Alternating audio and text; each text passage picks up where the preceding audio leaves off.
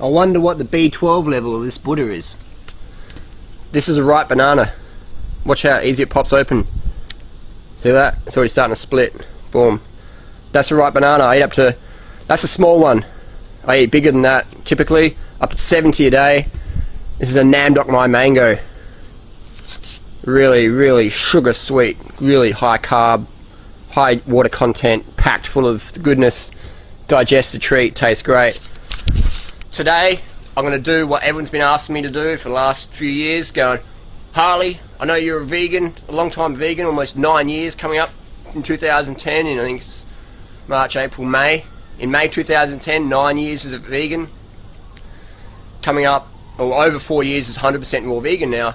Surely, you know, your blood work must be just crazy deficient. You know, what about calcium and iron and B12 and protein?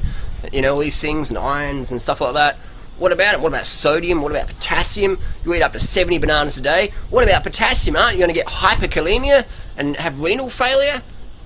Let's have a look. So I went down to the doctor and said, Doc, jab me up, take some blood and take it to the lab. This is not like a naturopath or a homeopath or whatever. This is like the real deal mainstream medical allopathic, you know, doctor, MD, blood test done at the local blood clinic. So, enough yapping, let's make it happen. I'll run you through it. So, we have Harley Johnstone and the date. There's a bit of mango juice there. 19th of January 2010. Okay, sodium. If it has an asterisk in it, it means it's out of range. So the sodium is, yes, you know, up and down. That day I'd have been out of a Tour de France team. We did 210 kilometers, so interesting. Potassium, hang on, here we go. Potassium's 4.0 and 3.5 to 4.9. That's the range. You know, so people say you'll get too much potassium from eating up to 70 bananas a day. Well, I'm scientific evidence, after eating a lot of bananas for the last 8 years, that this actually is not true.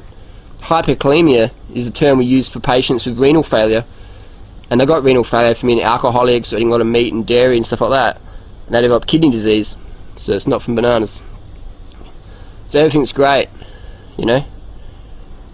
Urea, that's always going to be low because uric acid is found in animal products. I'm a vegan, so urea is going to be low. It means more alkaline. That's great. eGFR is kidney function, so greater than 60. That's what we're looking for. Sweet. So again, if it has an asterisk, it means it's out of range. Cholesterol, well, that's easy. Urates, phosphates. Calcium, within range. Hang on, calcium, I thought you need milk for that. All these. Protein. What's the medical word for protein deficiency? I'll put $500 in your PayPal account if you can email me that. And it's not kwashiorkor, that's caloric deficiency. It's not marasmus, that's caloric deficiency. And it's not kwashiorkor or marasmus, they're both caloric deficiency. No scientific group agrees that they are either protein deficiency. Some scientists might say, oh, it's protein deficiency, but it's not a general rule. If you have iron deficiency, they call it anemia. All scientists agree anemia is, you know, iron. So no medical word for protein deficiency. I actually have the same amount of protein in your typical competitive steroid anabolic bodybuilder. People say, oh, that's not true. I'm like, alright, I'll prove it. Just getting the page here. So this book here is the Anabolic Reference Guide. It's Phillips. This is what all the drug takers use. I recommend it. Just so you can, you know. Page 139. So this is a blood results of a typical bodybuilder. So we'll go straight down to, you know, most of my potassium's lower than a typical bodybuilder, you know. Calcium, all this stuff. Protein, total, 6.7. And that's grams per deciliter, which means 1/10 of a litre, so 100 mils. So we've got 6.7. That's the same as 67. And I've got, you know, so 68. What? And I just eat fruits and vegetables, nuts and seeds, raw plant foods. You know what I mean? Just a bit of sprouts occasionally, and I've got enough protein to be a competitive bodybuilder. How come I don't look like a competitive bodybuilder? Because I hardly lift weights, you know. If I spent as much time as I do on the bike as I do in the gym, I'd be a competitive bodybuilder, you know, no doubt. But I'm an endurance athlete, that's where my passion lies, and I like riding my bike up steep hills, and I like running marathons, and ride my bike for 24 hours, and all that sort of stuff. So, alright. So we'll kick back to the blood test. Alright, next one. Hemoglobin, 149. Red blood cell. You know, all these things. You mean corpuscular volume, that's a good indication of B12 deficiency if it's really high. But that can go up in athletes, so it's, you know, not always accurate. So again, nothing out of range, no asterisks. White cell count, all great.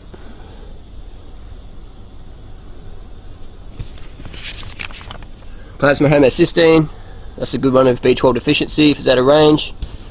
It's within range. Great.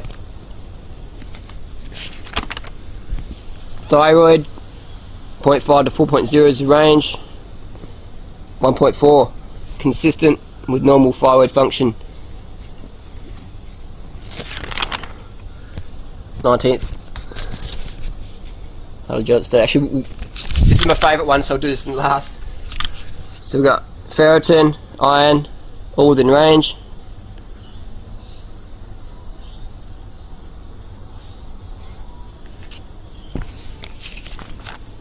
Vitamin D, get it from the sunshine. Take a supplement if you're living in crazy climates.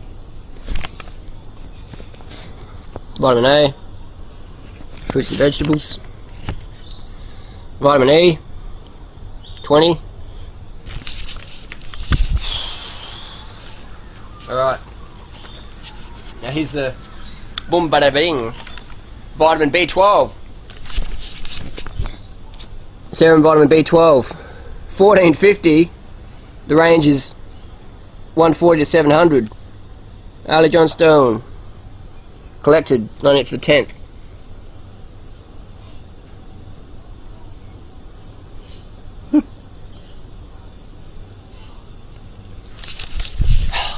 Wow!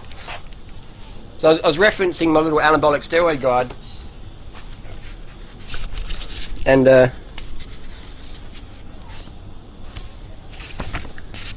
vitamin B12, you know, used by many athletes, feelings of well-being.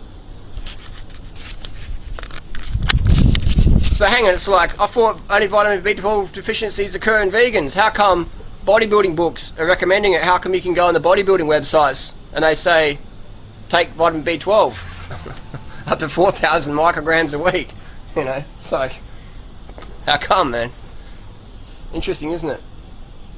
So watch part 2 of the raw vegan blood tests YouTube video that I'm putting out.